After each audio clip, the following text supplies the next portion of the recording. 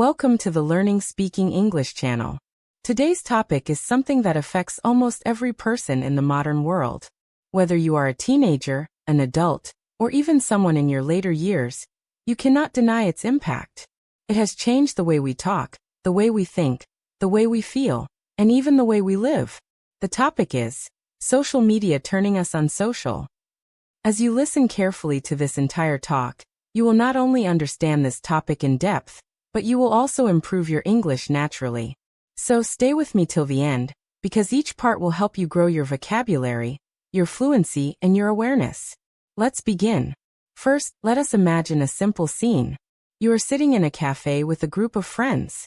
The place is filled with soft music and the smell of freshly made coffee.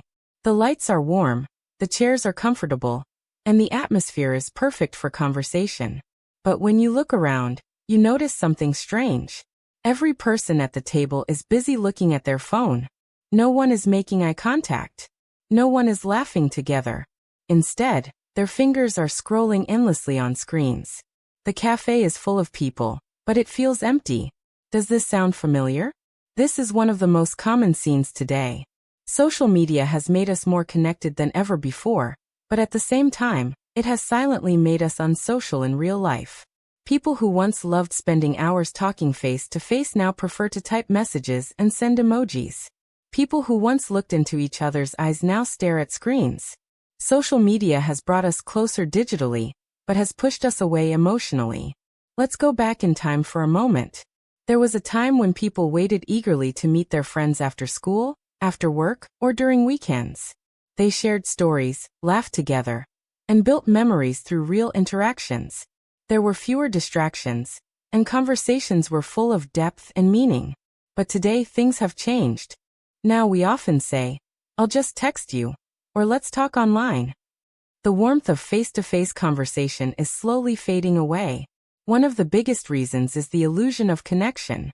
Social media gives us the feeling that we are connected to hundreds, or even thousands of people.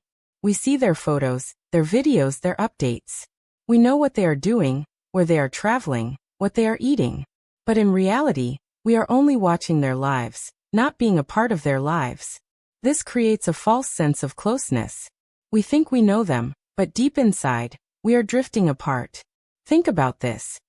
How many of the hundreds of people you follow online do you actually meet in real life?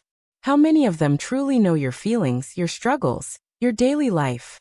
For most people, the answer is very few. The number of real connections has decreased, even though the number of online connections has increased. That's the unsocial truth behind the social media world. Another important point is the effect on conversations. Real conversations are natural. They involve eye contact, gestures, tone of voice, and emotions. When two people talk in person, they can understand each other's feelings more deeply.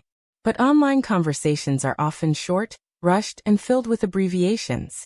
Instead of expressing how we feel, we send quick reactions. Instead of listening patiently, we scroll to the next post.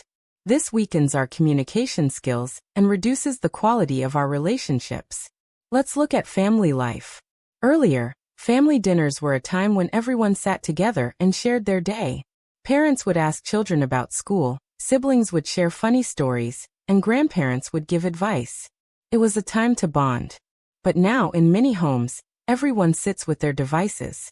The television plays in the background, one person scrolls through social media, another replies to messages, and someone else is watching short videos. Even when they sit together, they are mentally somewhere else. Social media is not just stealing our attention, it is stealing our moments. The problem is not that social media exists. The problem is that we are losing control. Instead of using social media wisely, we are allowing it to control us. We check our phones the moment we wake up. We check them while eating, while studying, while working, even while walking on the street.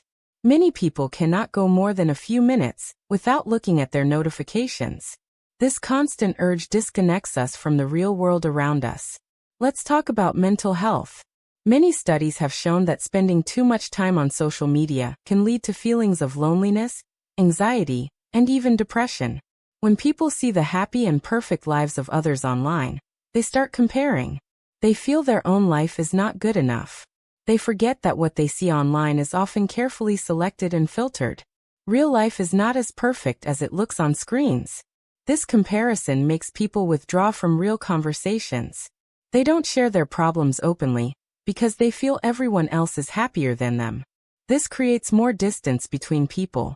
Social media has also changed the way friendships are formed and maintained. Earlier, friendships grew slowly, through shared experiences and trust. Now friendships are made with a click. You send a request, get accepted, and you are friends.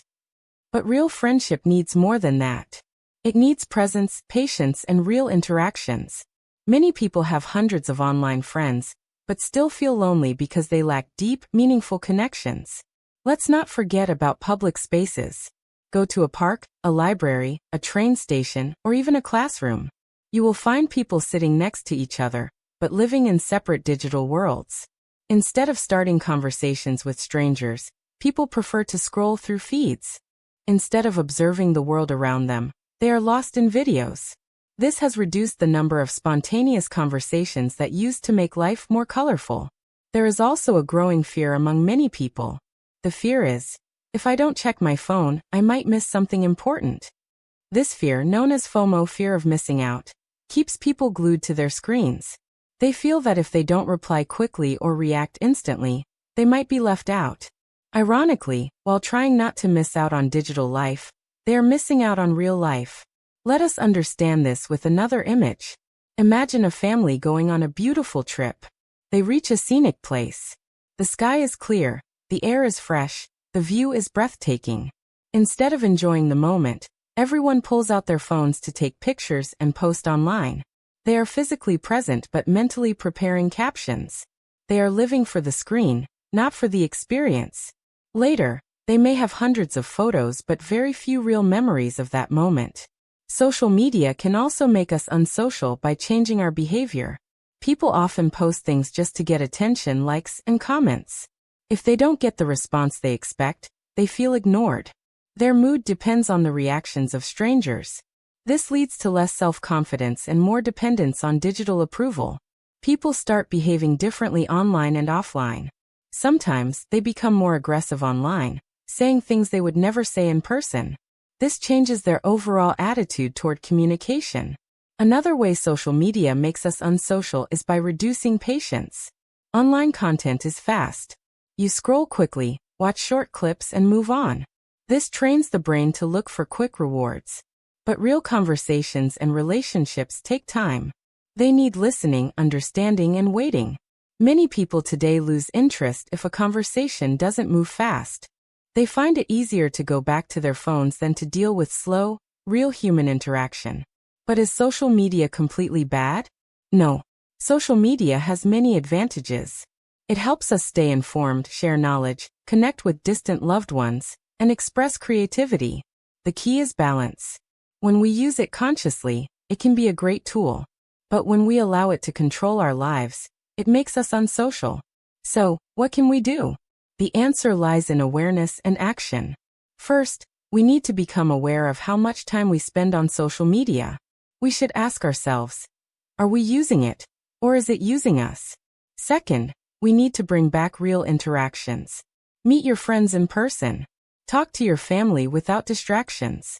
Go for walks without your phone. Listen to people with full attention. Start small conversations with strangers. Third, set boundaries. Decide specific times to check your social media and stick to them. Avoid using it during meals, family time, or just before sleeping. We can also make small changes like keeping the phone away during conversations, turning off unnecessary notifications, or practicing digital detox once a week. These small steps can make a big difference. They can help us return to the real world and rebuild genuine connections. Remember, social media is not the enemy. The real danger is forgetting how to live without it. If we learn to control it, it will serve us well. But if we don't, it will quietly make us more isolated. As we come to the end of this session, think about your own life. How many real conversations did you have today? How many times did you choose the screen over a real person? Be honest with yourself. The change begins with awareness. Thank you for listening to this talk on social media turning us unsocial. If you found this video useful, make sure to like, share, and comment, and don't forget to subscribe to the Learning Speaking English channel for more such sessions. Your support encourages us to bring you more helpful content. See you in the next session, and remember, talk more in real life, scroll less on screens.